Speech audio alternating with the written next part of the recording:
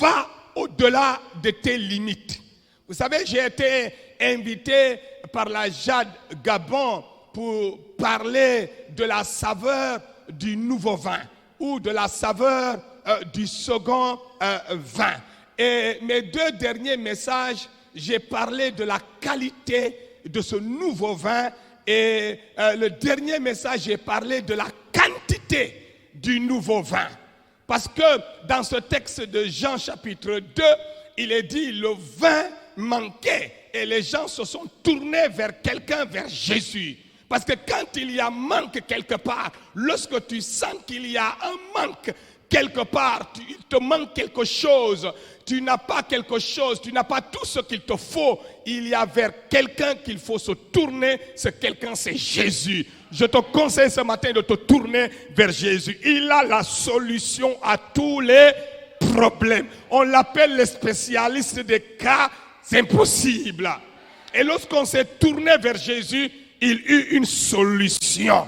Alléluia. Et la Bible nous dit, le vin ne manquait plus. Il y avait abondance de vin et il y avait qualité de vin. Puisque tous ceux qui ont goûté ce vin ont dit, pourquoi, ils se sont allés même vers les mariés, pourquoi vous avez gardé le meilleur vin? Parce que Jésus est le meilleur de tous les temps et il donne le meilleur. Et il fait de nous les meilleurs de la société, le meilleur du Gabon, de Port-Gentil, de Libreville. C'est les meilleurs, ce sont les enfants de Dieu. Le meilleur, je fais partie de ceux qui croient que les meilleurs dans un pays, dans une nation, dans une famille, doivent être ceux qui sont nés de nouveau. Alléluia. Parce que naître de nouveau veut dire naître en Dieu. Développer le caractère, la nature de Dieu. C'est pourquoi la Bible dit, vous serez premier et pas dernier. Nous sommes l'élite dans une nation. Les chrétiens sont l'élite les plus importants dans une nation. Alléluia. Alors donc, à quelqu'un, à qui que ce soit, à ceux qui m'écoutent ce matin, je voudrais vous dire, allez au-delà de vos limites. Bannissez les limites de votre vie. C'est pourquoi lorsque nous lisons dans Actes chapitre 1er, le verset 18, Jésus dit, mais vous recevrez une puissance. Vous êtes faible aujourd'hui, vous êtes limité aujourd'hui dans tous les domaines, mais vous recevrez une puissance. Vous êtes malade, vous êtes jeune, vous êtes peut-être âgé, vous dites que je n'ai plus les forces que j'avais avant, mais la Bible dit dans Actes 1:8, tu recevras une puissance, mais vous recevrez une puissance. Alléluia. C'est ça qui fait que le pentecôtisme avance là où les autres églises traînent les pas. Les pentecôtistes avancent. Je suis allé dans une ville au Sénégal pour implanter l'église. Une église baptiste était là depuis 20 ans. Et lorsque j'arrive, le missionnaire me dit, ici c'est dur, ici c'est compliqué. Je lui ai dit, j'ai tout fait pour le fuir parce que si je le laissais continuer à parler à mes oreilles, il allait me mettre des barrières, des limites, mettre la peur dans mon ventre. Je lui ai dit, cher missionnaire, je vous respecte, mais je dois partir. J'ai un rendez-vous. Et je suis parti. Et la semaine qui a suivi, j'ai envoyé des gens et nous avons commencé à évangéliser. Aujourd'hui, la seule église évangélique qui existe là, dans cette ville, c'est une église assemblée de Dieu. Alléluia. Là, ils ont mis 20 ans. Sans implanter l'église, nous avons mis 2 ans. L'église était implantée. L'école a été implantée. La toute première école chrétienne de la localité. Et nous bénissons le Seigneur pour ce qu'il fait à ce lieu. C'est pourquoi je crois, cher papa, le message pentecôtiste, le message qui va changer nos nations, le message qui va changer le monde, le message qui va changer les nations, le dernier message, c'est Jésus sauve, Jésus guérit, Jésus libère, Jésus baptise du Saint-Esprit et Jésus revient.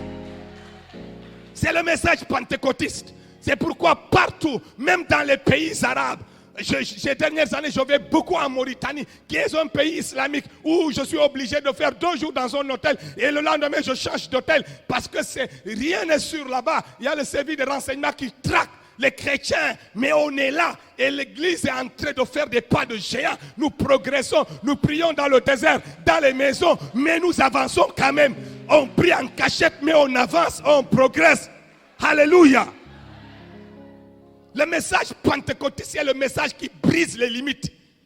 Le message qui brise les limites. Alléluia. Mais vous recevrez une puissance. Donc je ne connais pas tes limites. Ce à quoi tu penses. Lorsqu'on te dit que tu dois te développer, lorsqu'on te dit que l'église doit grandir, l'église doit dépasser ce niveau où elle est, je ne sais pas à quoi vous pensez. Au manque de moyens, au manque d'argent, à la crise du coronavirus. Notre église a grandi d'une manière extraordinaire en plein coronavirus. Le coronavirus ne peut pas arrêter l'église. Quand le coronavirus est apparu, moi je me suis adressé à l'église, j'ai méprisé ce virus-là. Les gens disent, ah, parce que ce que tu fais, c'est pas sûr. Tu ne sais pas ce qui est arrivé à Mulhouse en France. Je ne suis pas français, je ne suis pas de Mulhouse. J'ai mon identité propre. Je suis sénégalais. Eux, ils sont français. Si le coronavirus a fait des dégâts dans une église en France, en quoi cela me regarde? Notre église a grandi en plein coronavirus. Nous avons été la dernière église à fermer ses portes quand on a demandé aux églises de fermer. Et nous avions été la première église à ouvrir ses portes quand on a demandé aux églises d'ouvrir. Quand les autres étaient encore hésités, oui, le gouvernement a donné l'autorisation d'ouvrir, mais ce n'est pas sûr. J'ai dit, moi la peur, personne ne va mettre ça dans mon ventre.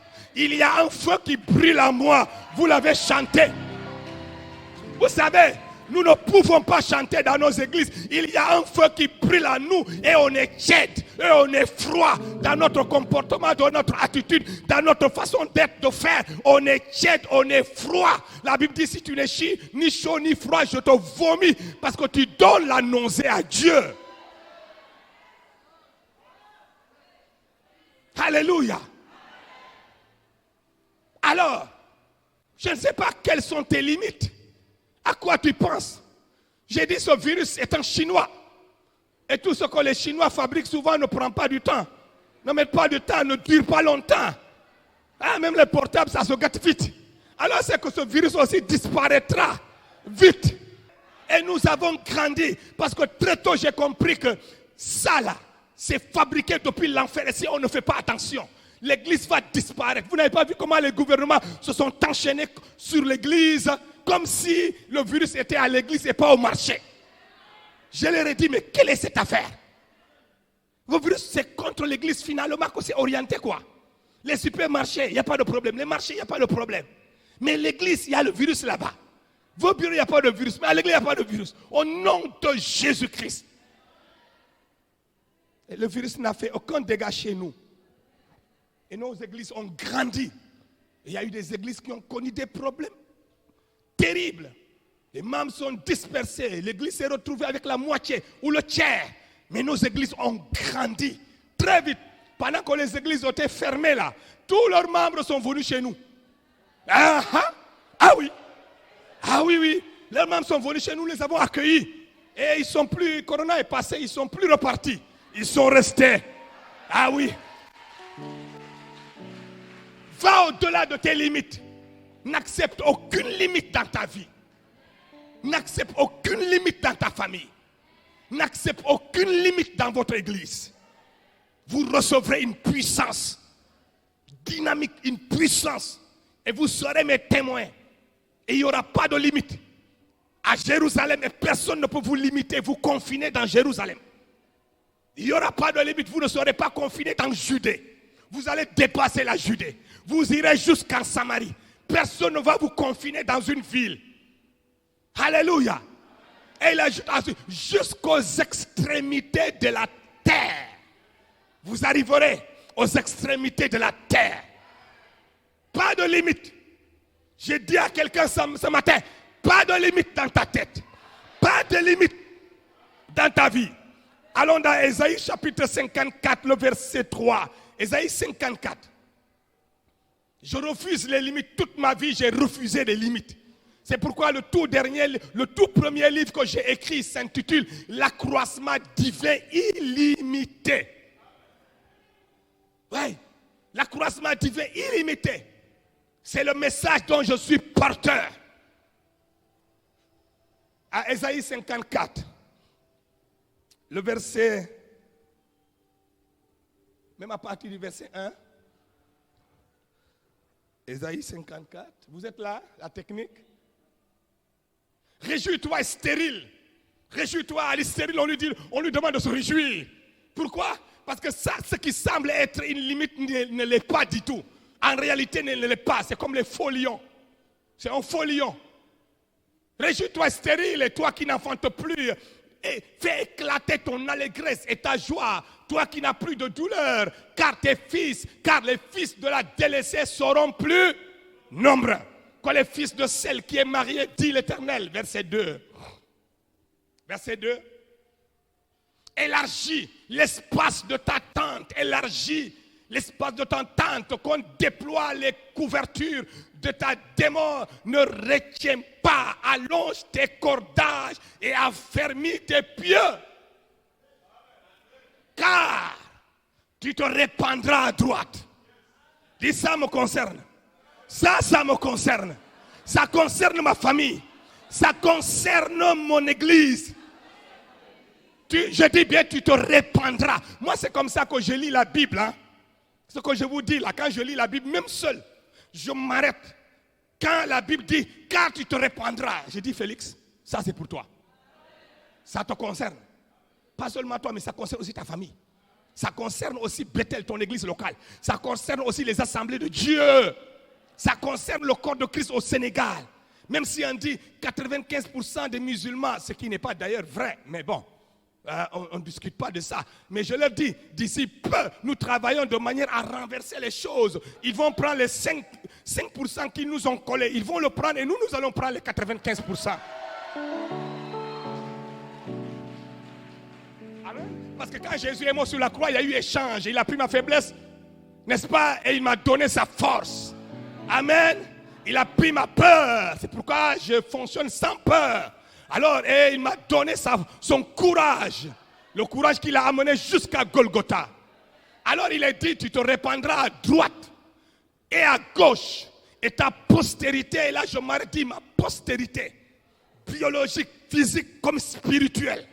C'est pourquoi aujourd'hui les enfants de Bethel sont partout dans les 9 provinces au Gabon. Je vous dis la vérité, hier la salle de réception était remplie. C'est des juges, des magistrats, des gens de la présidence. Alors, certains même sont devenus pasteurs de grandes églises ici. Sont tous passés par les entrailles de Bethel et du pasteur Félix. Parce qu'il a dit, ta postérité, ceux qui sortiront de ta vision, ceux qui sortiront de ton église, ceux qui sortiront de ton ministère, ils envahiront les nations. C'est pourquoi à Bethel, Papa Jude, j'ai l'habitude, même quand la famille Koé allait au Cameroun, je leur ai dit, allez, moi je vous libère, je vous relâche pour toutes les nations de la terre. Un Jack de notre église qui travaillait à la BCAO c'est la Banque centrale des États de l'Afrique de l'Ouest, le siège est à Dakar. Il est venu un jour, il m'a dit, pasteur, je suis affecté en Sierra Leone. Je dis, oui, je suis d'accord. Ah oui, il dit, le poste ne m'intéressait même pas, mais ma femme m'a dit, toi, tu ne comprends pas ce que le pasteur enseigne à l'église. Va, postuler. J'ai postulé et j'ai été retenu. C'est lui qui est en train de travailler. Il est le chef sur la nouvelle monnaie ECO pour les États de l'Afrique de l'Ouest. C'est lui qui a été choisi pour conduire ce projet en Sierra Leone. Et quand il est parti de la banque, il y avait un autre Jack de notre église qui travaille dans la banque. Dès qu'il est parti, il y a eu un mouvement. Et c'est un autre Jack encore de l'église qui l'a remplacé comme chef de section au niveau de la BCAO au siège de Dakar. Et je lui ai dit, il fallait que tu quittes pour que quelqu'un monte.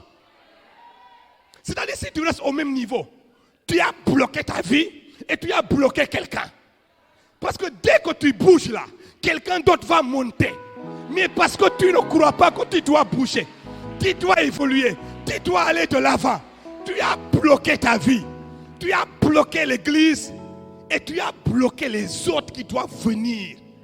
Il faut bouger. Allez de l'avant. Prenez Dieu à la lettre. Prenez-le, n'est-ce pas, à la lettre. Quand il dit, dites-lui, Seigneur, tu as dit. Vous avez lu Actes chapitre 4? Les disciples, Actes chapitre 4, verset 1, ils ont dit, Seigneur, c'est toi qui as dit. C'est sorti de ta bouche, hein, à travers David. Tu as dit. Et quand ils ont dit ça, ils ont prié. La Bible dit quoi? Le lieu où ils se tenaient trembla. La terre a tremblé. En fait, toutes les fois que tu prends Dieu au mot, Seigneur, c'est toi qui as dit. Dieu ne peut pas rester assis au ciel. Il se tient debout. Il ne peut pas rester inactif. Il bouge avec toi. Et quelqu'un a dit, Dieu bouge avec ceux qui bougent. Amen.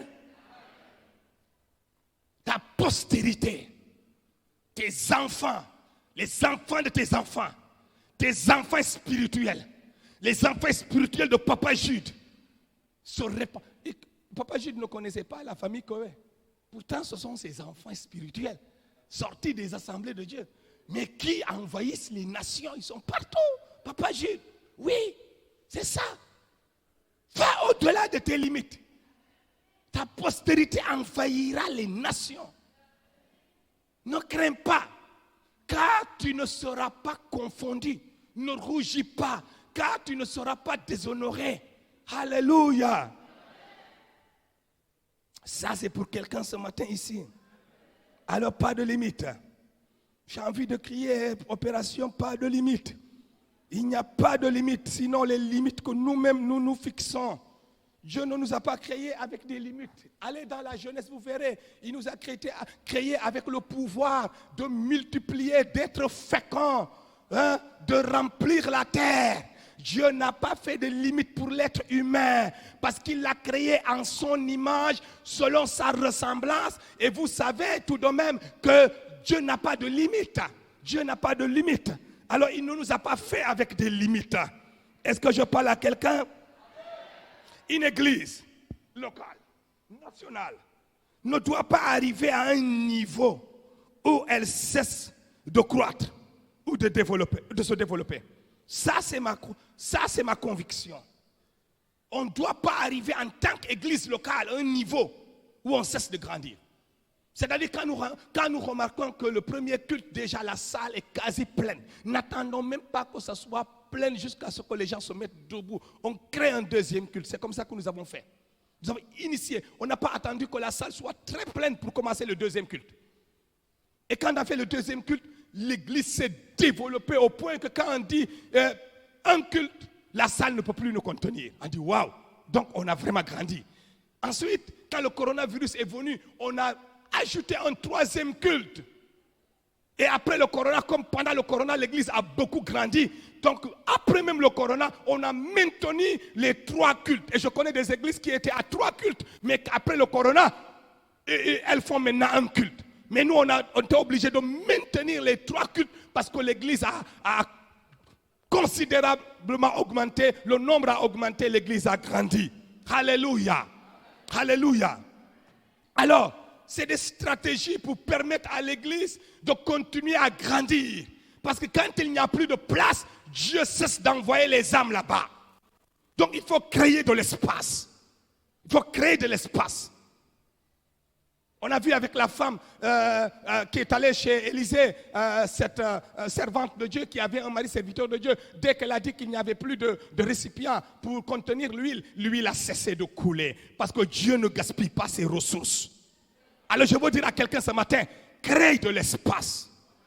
Élargis. On a vu avec les fils des prophètes qui sont allés vers Élisée. Il lui dit, prophète, homme de Dieu, le lieu où nous sommes est petit. Petit par rapport à nous, petit par rapport à notre vision. Mais permet que nous puissions aller dans la brousse, couper des poutres et agrandir l'espace où nous sommes. Seigneur, donne-nous des hommes comme ça. Qui peuvent venir dire, Papa Jude, l'église est petite maintenant, on va acheter la maison qui est à côté, on va acheter la maison qui est à gauche, à droite, on va étendre, on va aller en hauteur, on va créer 2, 3 mezzanines ici, entre ici, la terre et le ciel là. Hein? Ça n'appartient à personne. Hein? Tu as le bas, tu as le haut. Amen. Donc vous pouvez aller en hauteur. Nous on est allé jusqu'à 4 niveaux. Et si c'était à reprendre, moi-même j'allais faire une fondation pour 10. Ça c'est sur tous les jours quand je regarde le bâtiment, j'ai dit si c'était à reprendre. Pour enfin que la croissance ne soit pas stoppée. Parce qu'avec Dieu, je crois, et personne ne peut m'enlever ça. Je mourrai avec ça. Dieu n'a pas de limite, je n'ai pas de limite. Alléluia. Parce que je suis créé comme lui. Si le péché est venu, eh bien, affaiblir l'homme, apporter des limites. Mais la Bible nous dit là où le premier Adam a échoué, le deuxième Adam a réussi. Jésus est venu pour régler définitivement le problème avec le péché. Et lorsqu'on accepte Jésus, on est restauré, on est régénéré, on est repositionné, on est replacé. Et la domination devient notre partage. Tu te répandras à gauche, tu te répandras à droite, et ta postérité envahira les nations de la terre. Jusqu'en Haïti, j'ai des fils spirituels, des hommes, des femmes. Quand il y a eu le séisme en Haïti, le gouvernement du Sénégal a fait venir 163 étudiants pour les inscrire dans nos universités, les former, les prendre totalement en charge. Le même jour qu'ils sont arrivés, j'ai vu que les musulmans s'activaient pour dire ouais, on va les adopter dans des familles. J'ai dit non, notre église aussi va les adopter. Et nous avons fait un bus pour aller les chercher à l'université et les amener à l'église. Alléluia. Et ils sont dans notre église travaillant, même l'hymne, Papa Jude, l'hymne de l'inauguration du temple, celle qui a écrit l'hymne, c'était une haïtienne. Et ils sont nombreux partout à Port-au-Prince. Certains travaillent dans le gouvernement, d'autres dans les grandes ONG. Et ils me réclament pour que je vienne là-bas, pour qu'ils puissent m'honorer comme ceux de Gabon l'ont fait. Même hier, j'ai reçu des messages quand ils ont vu les images du Gabon. Ils ont dit c'est le Haïti. Viens en Haïti aussi. Nous allons montrer aux Gabonais que nous savons aussi, n'est-ce pas, honorer les hommes de Dieu. Alléluia. J'ai dit à quelqu'un, il n'y a pas de limite pour toi, pour ta vie. Tu te répandras à gauche et à droite. Ta postérité envahira les nations. Oui, des enfants spirituels, des enfants biologiques envahiront les petits-enfants. Ils n'auront pas de limite. Au nom de Jésus. Quand nous allons dans certains pays comme au Burkina Faso, mais les enfants des pasteurs, le premier ministre, il y a quelques années, Tertis Zongo, non, j'ai oublié le nom, mais Zongo, son nom de famille c'est Zongo. Il était fils d'un pasteur des assemblées de Dieu. Plein de ministres dans le gouvernement, c'est des enfants de pasteurs assemblées de Dieu. Ils contrôlent aujourd'hui le pays et même l'économie du pays. Oui, alléluia. On a perdu cette semaine un monument dans les assemblées de Dieu. Pasteur Samuel Yameogo, il a été président de la CENI, organisant les élections au Burkina Faso. Et il a une grande église, le temple Emmanuel. Je l'aime comme j'aime le papa là. Ce sont mes papas aux assemblées de Dieu là. Alors il a beaucoup donné. Il a été président de la Fédération des églises du Burkina Faso. Il a été président de l'AEA. L'AEA c'est l'Alliance des évangéliques d'Afrique. Il a dirigé cette organisation pendant des années. Un homme, un multimilliardaire qui a une chaîne d'hôtels. Quand je partais au Burkina Faso, je dormais à l'hôtel gratuitement. Il m'a dit, mon fils, choisis n'importe quel hôtel, dors là-bas. Alléluia. Les assemblées de Dieu sont en train de briller dans tous les pays. Amen.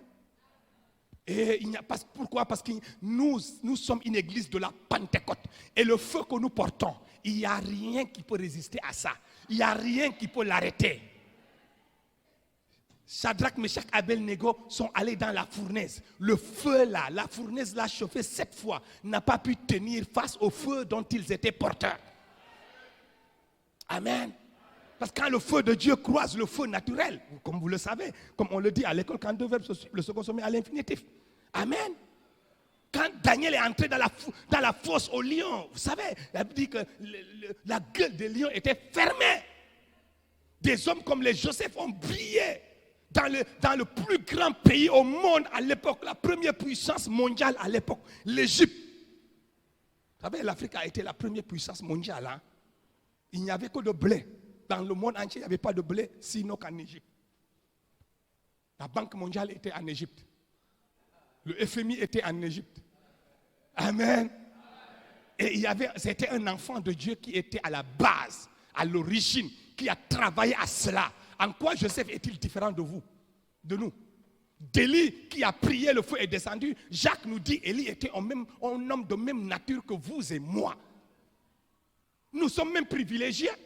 Parce qu'aujourd'hui, nous avons des pasteurs qui nous enseignent, qui nous forment. Aujourd'hui, nous avons la Bible. Ils n'avaient pas de Bible. Aujourd'hui, on a le Saint-Esprit qui est permanent.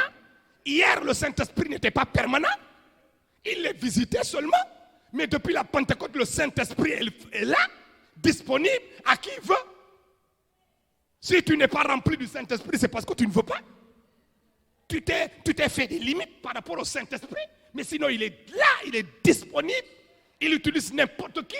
Et aucun terrain n'est difficile pour le Saint-Esprit. C'est pourquoi il peut faire des exploits au Gabon, un pays majoritairement chrétien, mais aussi faire des exploits au Sénégal, un pays majoritairement musulman, et aussi faire des exploits en Mauritanie, un pays fermé et barricadé, islamique, où devenir chrétien, te convertir au christianisme est un délit qui vaut 10 ans de prison. Malgré tout, l'église, elle est présente, mais pas n'importe quelle église. Cette église enflammée qui est présente. Parce que le courage que le Saint-Esprit donne, si tu n'as pas ça, tu ne peux pas tenir en Mauritanie. Je vais les encadrer. Et un m'a dit un jour, pasteur, ma femme ne sait pas que je suis chrétien.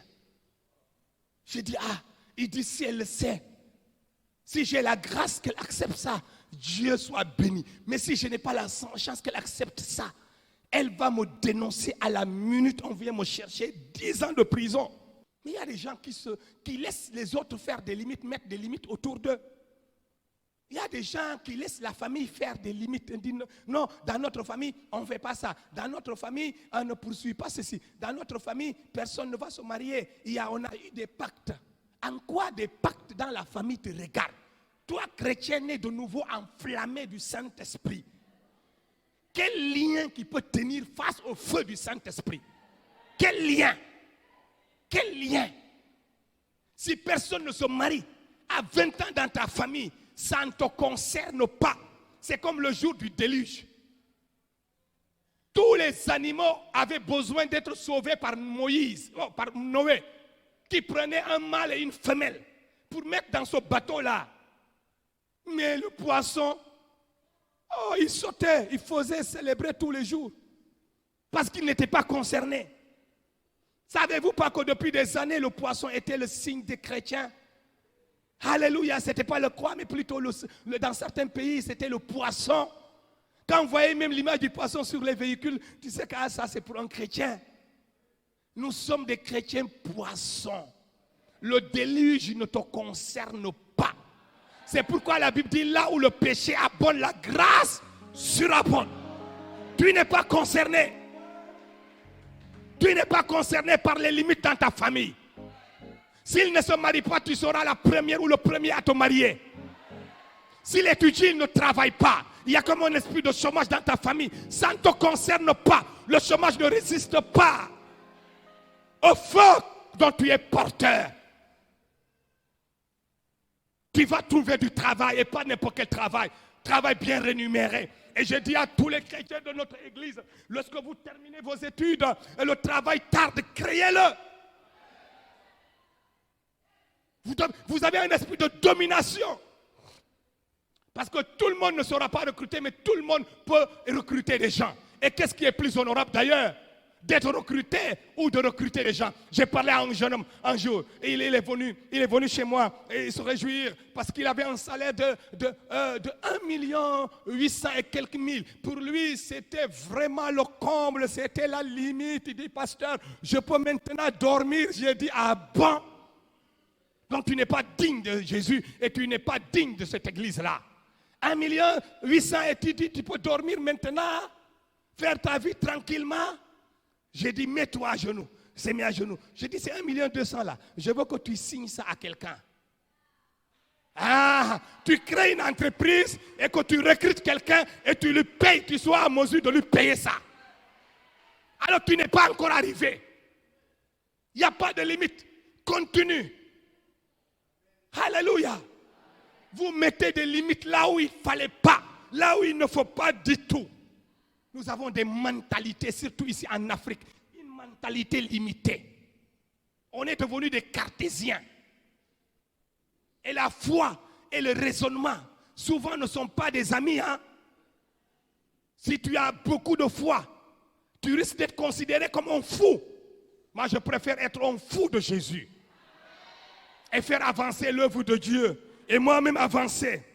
Donc, quittons la mentalité des limites. Il arrive des moments que les circonstances aussi, ou les événements de la vie constituent des limites pour nous. On nous impose des limites. On nous impose des limites. Ce matin, je suis venu dire à quelqu'un, n'accepte aucune limite qu'on t'impose. Parce que Dieu ne t'impose pas des limites. Zacharie dit, je levais les yeux et je regardais. Et voici, il y avait un homme qui tenait dans la main un cordeau pour mesurer.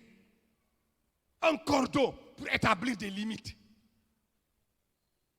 Et je lui dis, où vas-tu? Qu'est-ce que tu veux faire? Que veux-tu faire? Il l'a vite interpellé. Interpellez tous ceux qui veulent dresser des limites autour de vous. Et il dit, je vais mesurer Jérusalem. Mais mesurer Jérusalem pour dire Jérusalem va s'arrêter là.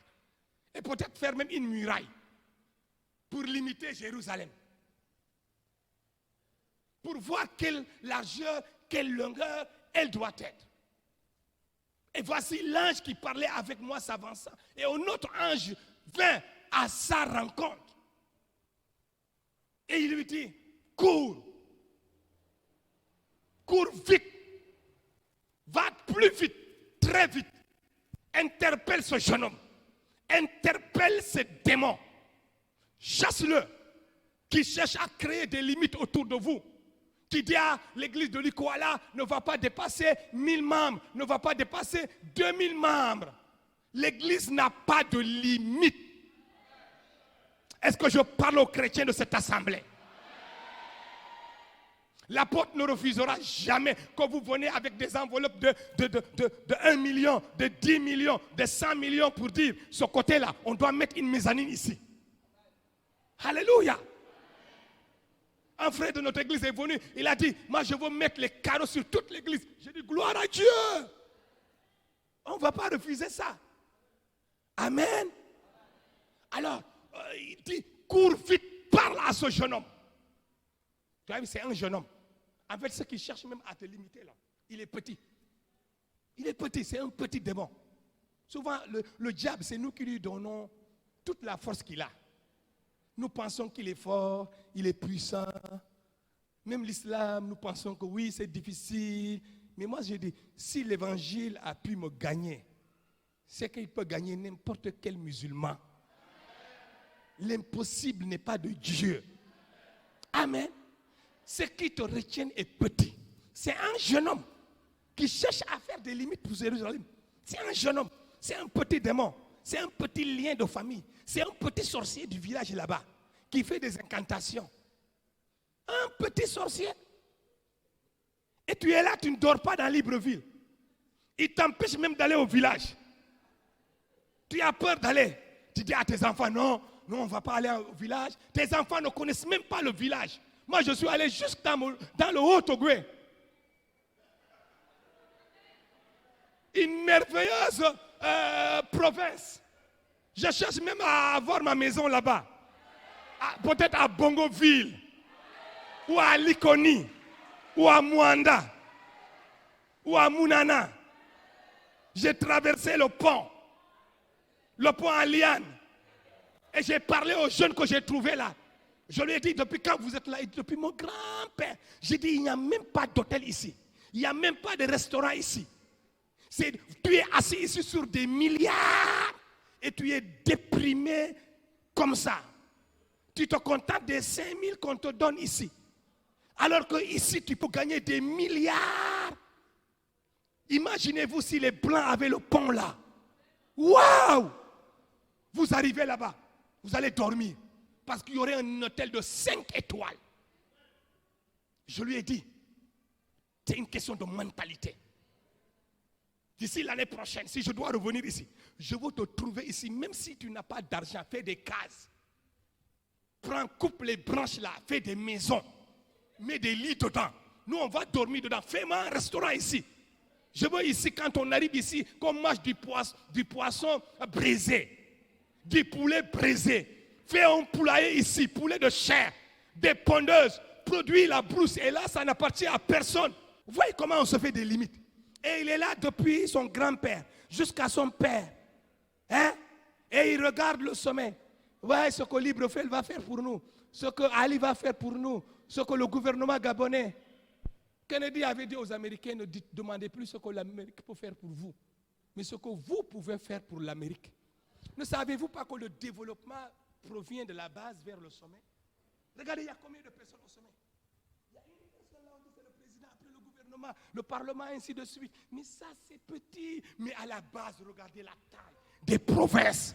Hein, le Haut-Ogooué, hein, Port-Gentil, hein, Kossé-Janko, Lambaranais, hein, etc.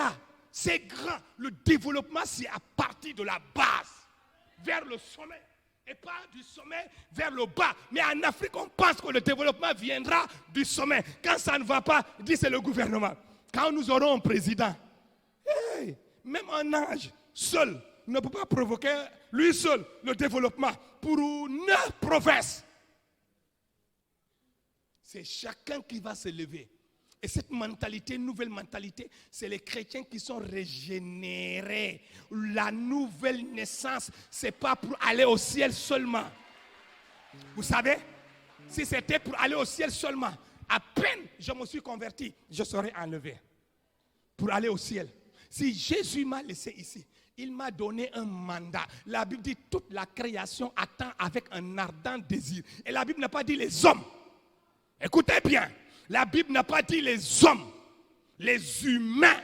La Bible dit toute la création, la terre, le pétrole, le manganèse, comme vous l'appelez. Nous, on n'a pas ça. C'est pourquoi les termes là sont difficiles. Nous, on n'a pas ça. Vous avez ça. Tout cela attend que des enfants de Dieu se révèlent comme des ingénieurs, des scientifiques, pour dire, ça c'est des dons naturels, nous n'avons rien fait pour l'avoir. Le problème, les Sénégalais voulaient avoir ça, ils n'ont pas ça. Si nous l'avons, c'est que nous avons les compétences, nous avons les moyens de transformer. C'est à partir d'ici, à partir d'aujourd'hui, on ne transportera plus les matières premières ailleurs, on n'amène plus ailleurs pour transformer et revenir nous les vendre sous autre forme. Nous refusons cela. Voilà de tels enfants de Dieu. Et c'est ces tels enfants de Dieu que Joseph, les Daniel, les Shadrach, les Meshach, les Abel-Nego ont été dans leur temps. Ils n'ont pas servi seulement dans la maison de Dieu. Ils ont servi l'État. Ils ont servi les nations. Quand le monde entier avait faim, comme aujourd'hui, moi j'ai dit à Macky Sall, on est de la même ville et même du même quartier à Fatek. Mais quand je l'ai vu aller en Ukraine, non, d'abord en Russie, chez Poutine, demander le blé. Ce nuit-là, je n'ai pas dormi. Je n'ai pas dormi. L'Afrique allait demander qu'on libère le blé. Dans un pays ici où il pleut 9 mois, ici au Gabon, 9 mois, on va aller demander le blé là-bas. Ça ne va pas, non? Vous pensez que ça, c'est acceptable? Et les intellectuels sont dans les universités, les chercheurs, les scientifiques, alors sont là. Ils pensent que c'est normal, ils acceptent ça. Si le monde accepte ça, les chrétiens, non. Nous sommes régénérés et renouvelés pour dire non. Il doit y avoir des programmes pour l'abondance de blé. Ici en Afrique, on a tout. C'est inacceptable. C'est toute la création, pas seulement les humains.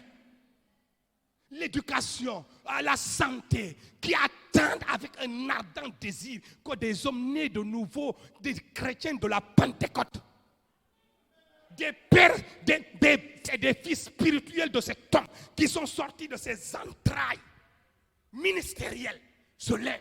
Moi, je ne critique jamais un gouvernement. Et quand les autorités, je les reçois, je les dis toujours, Monsieur le Président, Monsieur le Ministre, Monsieur le Directeur du port autonome de Dakar, en quoi est-ce que nous pouvons vous être utiles? Il y a 2 mois, je l'ai reçu, le directeur du port autonome de Dakar. Je lui ai dit, mais en quoi nous pouvons vous être utiles? Qu'est-ce que nous pouvons faire pour vous? Dis-moi. C'est ce langage que je les tienne. Et ils trouvent ça bizarre parce que d'habitude, le langage qu'ils entendent, c'est nous, on n'a pas ceci, on n'a pas cela, aidez-nous à faire ça, recruter les jeunes de nos églises. J'ai dit non, moi je ne demande pas ça. Les jeunes de mon église, là, si on ne les recrute pas, ils vont créer le travail. Ah oui. Mais moi, en quoi nous pouvons vous être utiles? Ils ont besoin de ça. Ils ont besoin d'entendre un autre langage, un autre discours. Pourquoi Jésus a eu un impact? Pourquoi Jésus a eu un grand impact?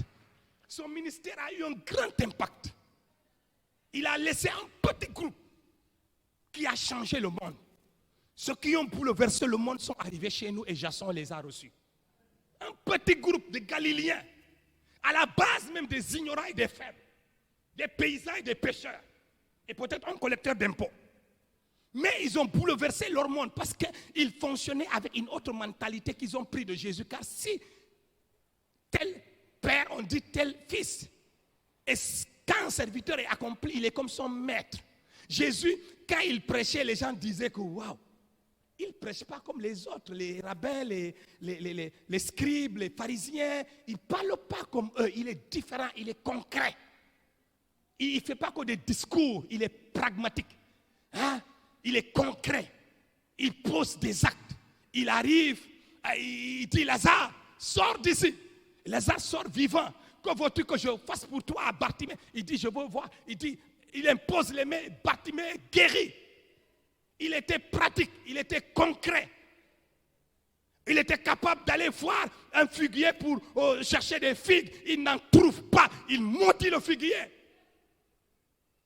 Et la Bible nous dit, ce n'était pas pourtant sa saison. Mais même si ce n'était pas sa saison, le figuier avait l'obligation de donner des figues. Car la Bible dit que le temps soit favorable ou non. Prêche. On ne porte pas de fruits seulement quand les temps sont favorables. Joseph n'avait pas de circonstances favorables à son développement, à sa croissance. Et pourtant, il a étendu ses limites. Il a banni toutes les limites. Il a été accusé, vendu, prisonnier, esclave. Tout ça, il a connu. Et pourtant, de la prison, il est monté comme une flèche. Le temps n'était pas favorable. Alors, qui a dit que pour que l'église soit l'église, il faut que le temps soit favorable? C'est écrit où? Qui a dit que pour que toi, tu atteignes ta destinée, tu accomplisses ce pourquoi Dieu t'a envoyé sur la terre, le temps doit être favorable. Tu dois naître dans une grande famille, papa doit avoir l'argent, papa il t'a inscrit dans les grandes universités, tu dois voyager, aller en Amérique, entre la Banque mondiale et le FMI. J'ai vu là-bas des Africains, on les appelle des colochards en France là. Je les ai vus là-bas, entre les deux. Vous pouvez comprendre qu'on peut voyager et les démons aussi voyagent, et les mêmes démons voyagent. Et toi, tu as pris l'avion, mais eux, ils n'ont pas besoin de l'avion. Toi, tu as eu besoin de l'argent, de visa, mais eux, ils n'ont pas besoin de ça. Ils voyagent avec toi et là-bas, ils te mettent encore des limites. C'est ça. Donc, tu penses que c'est lié à des circonstances qui ne sont pas favorables. Le problème, c'est le Gabon. Non, ton problème, ce n'est pas le Gabon. Ton problème, c'est toi. Tu as permis des limites. Là, il ne fallait pas. C'est pourquoi ici, il dit cours à ce jeune homme-là. C'est un jeune homme, il est petit, il est faible. Dis, arrête-moi ça. Arrête-toi. Tu veux mettre, tu es petit comme ça, faible démon, faible sorcier. De famille, tu dis que je ne vais pas réussir, je vais échouer. Tu as menti. C'est un jeune homme. Ce qui te limite est petit. Je suis venu augmenter la foi de quelqu'un. Ce qui te limite, ce qui te barre la route est petit. Vous savez, aujourd'hui, avec le phénomène des prophètes, ils sont là en train de mettre la peur dans le ventre des gens. Non, c'est-à-dire, si tu ne peux pas réussir, c'est parce qu'il y a quelqu'un, et on a fait des chrétiens peureux.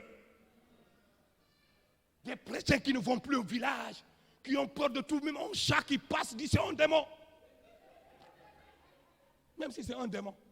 Mais à partir du moment qu'il prend la forme d'un chat,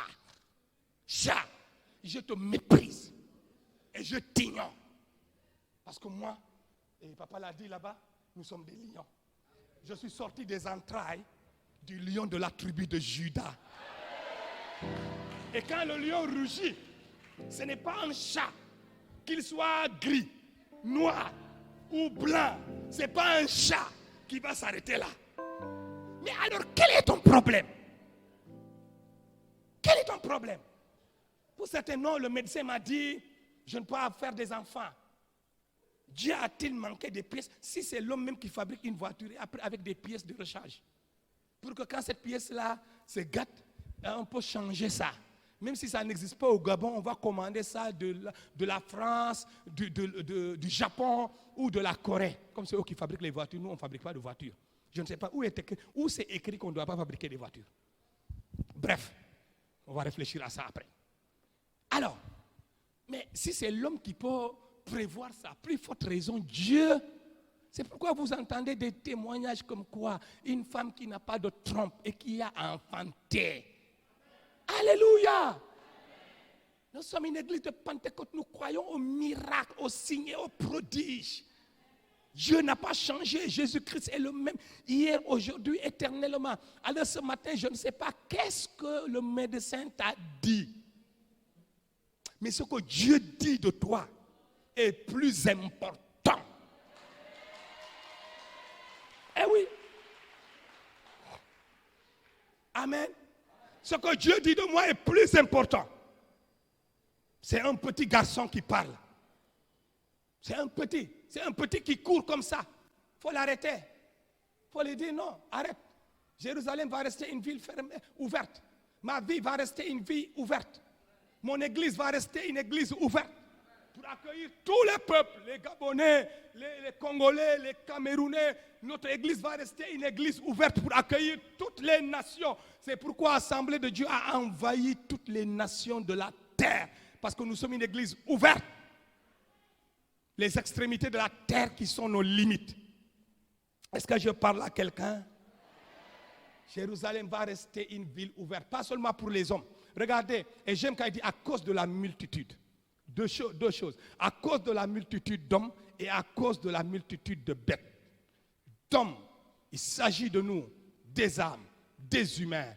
Les bêtes représentent ici les ressources naturelles, minières, toutes les ressources financières, l'économie étaient représentées ici parce qu'à l'époque, les bêtes, c'était les banques.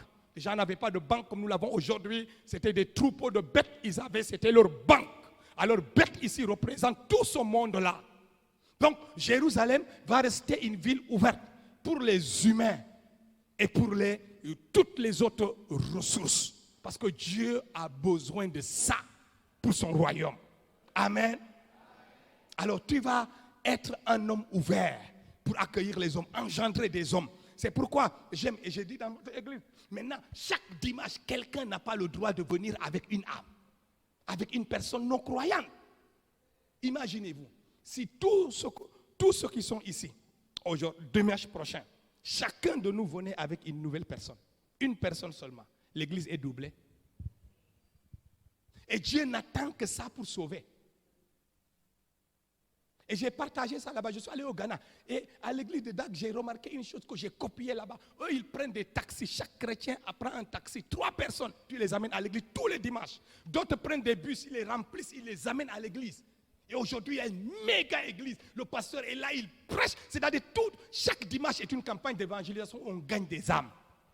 Et le royaume de Dieu avance. Une ville ouverte, à cause de quoi? La multitude. Mais lisez les actes des apôtres, acte 4:4. La multitude de ceux qui avaient cru. On vous parle de multitude, de 120 à 3000, de 3000 à 5000, de 5000 à la multitude parce qu'on ne pouvait plus compter les membres. Ah, je prie que l'Ikwala arrive à ce niveau-là. On ne peut plus compter. Parlons pas des annexes, je parle de cette église mère. Alléluia. Qui doit compter une multitude de chrétiens, une multitude d'hommes et de femmes. Dans l'Apocalypse, on a vu une multitude, une grande foule de toutes les nations. Car Dieu a tant aimé le monde. Dieu ne veut pas la mort, la perdition du pécheur. Alors la balle est dans notre camp. Nous pouvons faire de cette église-là une méga église. Une église d'une influence nationale. Une église d'une influence internationale. Alléluia. Développant tous les systèmes. La communication, l'accueil, le bâtiment, l'évangélisation. Tous les aspects de la vie de cette église explosent. Alléluia. Vous savez, la Bible dit, Dieu regarde le cœur, mais l'homme regarde ce qui frappe les yeux. L'homme regarde ce qui frappe les yeux. Et si nous voulons créer un plus grand impact, faire briller l'Église, nous devons prendre des décisions. Des décisions difficiles, mais possibles. Amen. Nous avons d'une manière intentionnelle, nous devons d'une manière intentionnelle provoquer une croissance rapide et permanente de l'Église. Amen. Ça dépend de nous. Jésus dit, je veux que ma maison soit remplie. Même quand on est venu lui dire, il dit, appelez même les boiteux, les malades, demandez-les de venir parce que je veux que ma maison soit remplie. Il y a encore beaucoup d'espace ici. Tout espace là, les chaises là, vous pouvez les rapprocher parce qu'il n'y a plus de corona, non? Augmentez le nombre. Alléluia. Moi, si on peut le faire à Dakar, dans un pays musulman, on peut le faire ici. Et nous, 3 fois le culte, la salle est remplie, il y a l'embouteillage. Nous devons arriver à la multitude dans tous les pays, à la multitude d'hommes et de bêtes, pas seulement d'hommes, mais de bêtes et de ressources pour faire avancer l'œuvre de Dieu. Alléluia. J'étais en Corée, je vais terminer. J'étais en Corée et puis, quand une église locale comme celle-ci nous a donné son budget annuel, ça a dépassé le budget du Sénégal, le budget annuel de mon pays. Alors qu'en 1960, le Sénégal a aidé la Corée du Sud. Le Sénégal était plus riche, plus développé que la Corée du Sud. Le Gabon était plus développé et plus riche que la Corée du Sud. En 1960, faites les recherches. Vous allez voir ce que je vous dis. Aujourd'hui, l'église a changé. Et les pasteurs m'ont dit, des vieux pasteurs, des papas m'ont dit, c'est l'église qui a provoqué ça. Oui, c'est l'église qui a provoqué ça. Et moi, je parle partout en Afrique pour demander à l'église africaine de provoquer cette croissance, cette multitude.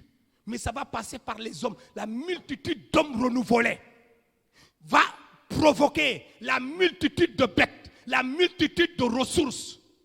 Et Jérusalem et l'église restent une ville ouverte où les hommes de tous les peuples peuvent venir adorer Dieu, prier et obtenir des miracles, des signes et des prodiges. Leur vie change. Quelqu'un est sauvé, il va chercher sa famille, il l'amène. Quand Jésus a guéri le fou de Gadara, lui seul, le seul fou de Gadara délivré, a évangélisé et a gagné toute la Décapole. Une seule personne consciente, une seule personne renouvelée, une seule personne visionnaire, une seule personne. C'est pourquoi Dieu dit, je cherche un homme qui se lève pour moi.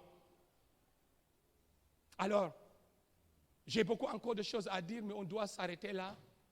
Je veux encore dire à quelqu'un, il n'y a pas de limite. Dieu n'a pas mis des limites autour de toi. Les seules limites qui existent, ce sont les limites que tu te fais toi-même. Parce que ce que les hommes font, ce que les liens de famille essayent de créer, ce que les sorciers dans ta famille, dans ton village essayent de faire, à partir d'aujourd'hui, considère-les comme des jeunes hommes, comme des petits qui courent pour faire des limites et arrête-les. Même s'ils courent plus vite que eux et arrête-les. Dis-leur que Jérusalem sera une ville ouverte pour la multitude. La multitude, premièrement, à cause de la multitude d'hommes qui doivent entrer, que je dois amener dans le royaume, car je ne mourrai pas avant d'amener dans le royaume de Dieu des multitudes. Moi, je n'ai pas de limite. J'ai dit à Dieu, donne-moi le maximum des multitudes d'hommes, des Gabonais, des Sénégalais, des Africains, des Asiatiques, des Américains. Je dois faire entrer dans le royaume de Dieu une multitude d'hommes et de femmes. Mais deuxièmement, je dois faire entrer dans le royaume de Dieu une multitude de ressources à cause de la multitude de bêtes, de ressources financières, matérielles, minières et autres. Toutes les ressources, les banques qui sont enfouies en toi. À l'intérieur de toi, il y a des banques, il y a des projets, des ONG. À l'intérieur de toi, il y a des sociétés. Fais-les sortir. Accouche-les. Accouche-les. Alléluia. Quand Yonggi Cho a eu la vision de créer sa méga église, alors il avait dit à son église qu'il est enceinte. il est enceinte d'une vision qu'il doit accoucher.